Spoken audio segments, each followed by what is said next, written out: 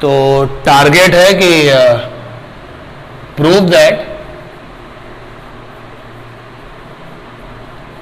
Trajectory of projectile motion from ground is parabola.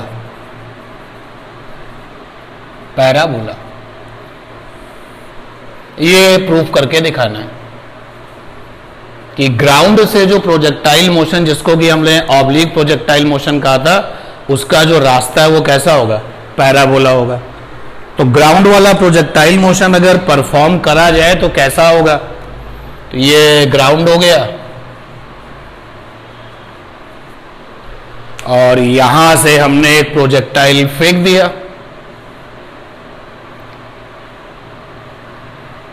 You speed से फेंका और ground से थीटा एंगल पर फेंका। तो ये क्या करेगा, सबको आइडिया है ये क्या करेगा, ऐसे कर्व पाथ पर जाएगा और फिर यहां पे जाके मोशन कंप्लीट कर लेगा। तो यहां पर जो ये u है ना, इसको हम लोग कहेंगे प्रोजेक्शन स्पीड।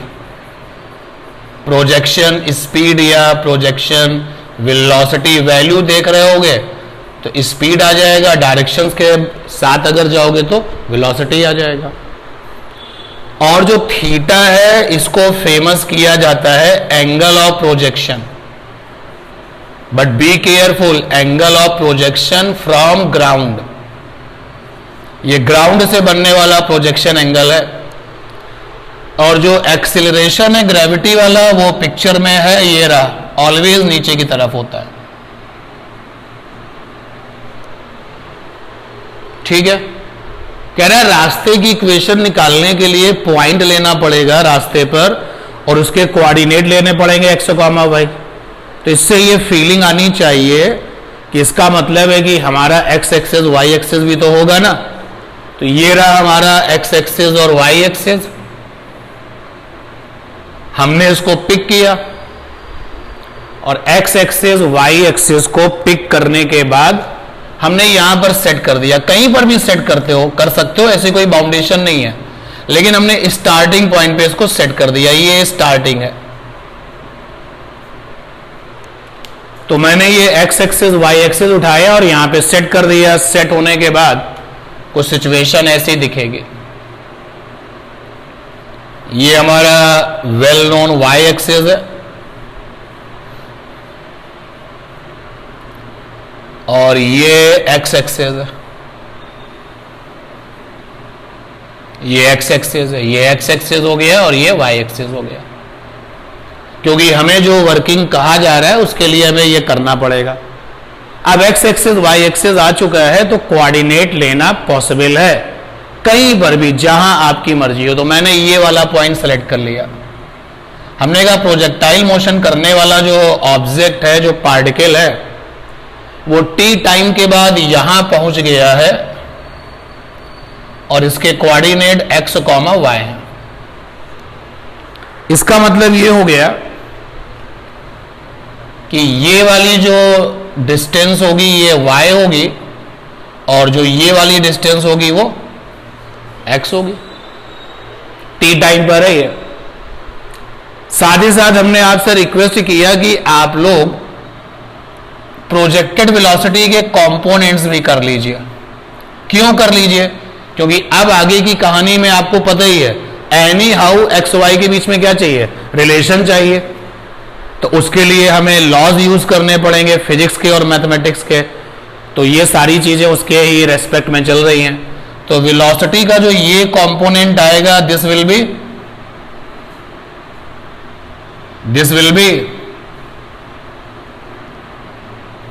और जो ये कंपोनेंट आएगा this will be X component and this is Y component. बोलो भाई, जो वेक्टर का एक्स कंपोनेंट है वो भी है, जो वेक्टर का वाई कंपोनेंट है वो भी है। तो आप सब लोग हमारे साथ एक्स एक्सिस के अलोंग देखें और जो टेबल या लिस्ट बनाई जा रही है उसमें पार्टिसिपेट करें। ये सारा डायग्राम जब बन गया तो हमने कहा सब लोग अलोंग द एक्स एक्सिस देखें, अलोंग एक्स एक्सिस देखें और जो क्वेश्चंस पूछे जा रहे हैं उनके आंसर को जरा देने की कोशिश करें। तो अलोंग द एक्स एक्सिस सबको देखना है, अलोंग द एक्स एक्सिस सभी लोगों को देखना है और जो आपसे मैं पूछूं आप सब लोग उसका आंसर दीजिए। जैसे अगर मैं आपसे कहूं कि अलोंग द एक्स एक्सिस आप देखिए और मुझे ये बताइए कि इनिशियल वेलोसिटी कितनी होगी। अलोंग द एक्स एक्सिस देखना है और इनिशियल वेलोसिटी आपको बतानी है। तो आप देखेंगे u जो है आपकी वो इनिशियल प्रोजेक्शन वेलोसिटी है, तो ये ux क्या हो जाएगा, ux हो जाएगा initial velocity along the X axis. तो अलोंग द एक्स एक्सिस में इनिशियल वेलोसिटी हो जाएगी ux हो जाएगी और ux की वैल्यू क्या हो जाएगी, u cos थीटा। क्लियर है ये बात? क्यों भाई, क्लियर है? अरे ux की वैल्यू क्या हो जाएगी, u cos थीटा। चलिए मैं आपको बता देता हूं वेक्टर में। देखिए वेक्टर में आपने कंपोनेंट जब करे थे कि ये वेक्टर मान लीजिए a है, ये a वेक्टर है आपका और ये उसका x कंपोनेंट हो गया, क्लियर है ये, और ये उसका y कंपोनेंट हो गया। और अगर ये वेक्टर यहां से थीटा एंगल बनाता है तो देखिए जरा ट्रिग्नोमेट्री लगाइए और cos थीटा अप्लाई कर दीजिए। तो cos थीटा हो जाएगा बेस। तो बेस में इस वाले ट्राइंगल में देखिए तो बेस में आ जाएगा मॉड ऑफ ax और हाइपो में आ जाएगा मॉड ऑफ a। तो देखिए x कंपोनेंट की वैल्यू आ रही है mod of a cos theta, ठीक। और सिमिलरली अगर आप इसी ट्राइंगल में साइन थीटा ले लें, अगर आप साइन थीटा ले लेंगे तो साइन थीटा परपेंडिकुलर, तो इस वाले ट्राइंगल में जो परपेंडिकुलर है वो ये होगा और ये किसके इक्वल होगा, ए वाई के इक्वल होगा। ये देखिए परपेंडिकुलर ये मॉड ऑफ ए वाई के इक्वल होगा, तो ये मॉड ऑफ ए वाई हो जाएगा। हाइपो में क्या आएगा, हाइपो में मॉड ऑफ ए आएगा। तो यहां से आप देखिए mod of A Y is equal to हो गया mod of A sine theta. याद आया अब? तो ये जो रिजल्ट है आपका वेक्टर में हम लोगों ने पढ़ा हुआ था, मैंने एक बार फिर से करके दिखा दिया है, अब आपको याद आ गया होगा। तो उसी तरीके से आप देखिए ना कि x कंपोनेंट में वेक्टर की वैल्यू आगे cos थीटा है और y कंपोनेंट में वेक्टर की वैल्यू आगे sin थीटा। बट याद रखना कि ये तब आया जब वेक्टर ने थीटा एंगल x के साथ बनाया था। कभी कभी जो है वेक्टर y के साथ एंगल बनाता है, तो अगर वेक्टर ने y के साथ एंगल बनाया है तो x कंपोनेंट में sin आ जाता है और y कंपोनेंट में cos आ जाता है, ठीक है। तो अब यहां पर देखिए आपके पास में इनिशियल वेलोसिटी u है जिसने x के साथ में एंगल क्या बनाया, थीटा बनाया है। तो यहां के x कंपोनेंट जो वेलोसिटी का होगा उसकी वैल्यू आ जाएगी u cos थीटा। क्लियर है भाई, सब बताओ, श्योर? ठीक है, इसमें तो कोई दिक्कत नहीं है। अब मुझे एक बात और बता दीजिए कि जो x की डायरेक्शन में डिस्प्लेसमेंट है t टाइम पर, वो बताइए कितना है डिस्प्लेसमेंट t टाइम पर। देखिए ध्यान से, ये t टाइम पर जो कोऑर्डिनेट हैं आपने लिए हुए हैं x, y, मतलब ये वाला जो डिस्टेंस है वो x होगा और जो ये वाला डिस्टेंस है डिस्प्लेसमेंट वो y होगा। तो t टाइम पर x की डायरेक्शन में डिस्प्लेसमेंट कितना है, x है, और ये x डिस्प्लेसमेंट है इन टाइम t, केवल और केवल x की डायरेक्शन में देखना है। एक्सीलरेशन बताइए t टाइम पर कितना होगा। एक्सीलरेशन x की डायरेक्शन में कुछ नहीं है, 0 है, क्योंकि ये जो ग्रेविटी है ना ये x की डायरेक्शन में नहीं है, ये तो y की डायरेक्शन में। तो एक्सीलरेशन अलोंग द जो x एक्सिस होगा दैट विल बी 0। तो फार्मूला अप्लाई करिए, फार्मूला अप्लाई किया s is equal to ut plus half at square but keep in mind along the X axis, तो S माने displacement along the X axis, U for initial velocity along the X axis, A for acceleration along the X axis. Check करिए, तो displacement along the X axis है plus x, displacement का sign plus होगा क्योंकि sign convention बहुत important है। इधर की तरफ जो डिस्प्लेसमेंट है या जो वेक्टर्स हैं वो प्लस, इधर वाले माइनस, ऊपर वाले सारे वेक्टर प्लस, नीचे वाले माइनस, तो साइन कन्वेंशन बहुत इंपॉर्टेंट होता है। u for initial velocity along the x-axis, that is this, plus u cos theta, and time is t, half. a for acceleration along the x-axis 0 है, और ये t square, देखिए क्या निकल के आया, x is equal to u cos theta into t, तो x is equal to आ गया u cos theta into t, x is equal to आ गया u cos थीटा इंटू में t, और ये इक्वेशन नंबर 1 आ गई है। तो इस इक्वेशन नंबर 1 में कहीं कोई डाउट तो नहीं है भाई? इधर आप लोग भी बता दीजिए, कोई प्रॉब्लम तो नहीं है? ठीक, वेरी गुड। तो ये रिजल्ट जो है हमने क्यों किया है? क्योंकि अब हमें एक्स और वाई में क्या चाहिए? रिलेशन चाहिए, और वो जो रिलेशन है that will B equation of trajectory. तो एक्स और वाई में रिलेशन कैसे पता करना है, तो उसके लिए हम अपने एक्सपर्ट्स की हेल्प लेते हैं, टीचर की हेल्प लेते हैं, और लॉज ऑफ फिजिक्स और लॉज ऑफ मैथमेटिक्स से ये सब पता करते हैं। अभी एक्स का रिजल्ट आया है, अब देखिए वाई के लिए भी कुछ बात कर लिया जाए, तो अलोंग द वाई एक्सिस देखा जाए। चलिए देखते हैं अलोंग द वाई एक्सिस। हमने अलोंग द एक्स एक्सिस देखा तो रिलेशन इक्वेशन 1 आ गया। अब हम लोग जो है अलोंग द वाई एक्सिस देखेंगे, केवल और केवल वाई एक्सिस पर देखेंगे, और जो मैं पूछूं उसके आंसर दीजिएगा। What is initial velocity? U I,